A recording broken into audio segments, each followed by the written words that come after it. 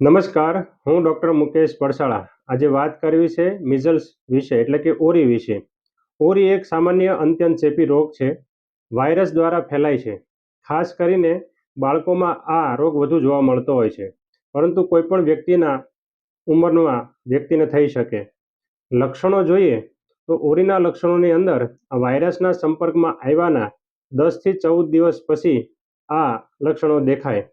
મુખ્યત્વે લક્ષણો જોઈએ તો તાવ આવવો, શરદી, ખાંસી, આંખો લાલ થવી, આંખોમાં બળતરા થવી, મોઢાના અંદરના ગાલના ભાગમાં સફેદ નાના ટપકા દેખાય.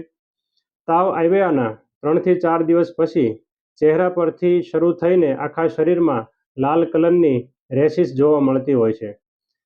જો આ લક્ષણો હોય તો ઓરી આપણને હોઈ શકે છે. ઓરીની અંદર ખાસ દવા લેવી ખૂબ જરૂરી છે. જો દવા લેવામાં ન આવે તો એના કોમ્પ્લિકેશનો ખૂબ ડેન્જર હોય છે.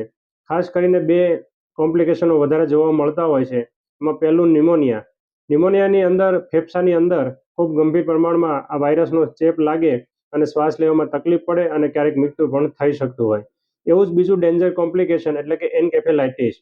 આની અંદર મગજમાં સોજો આવે, મગજના પડમાં સોજો આવતો હોય. 1000માંથી 1 દર્દીને આ તકલીફ થતી હોય છે અને આના કારણે ખેંચ આવે અને માણસનું મૃત્યુ પણ થઈ શકે છે.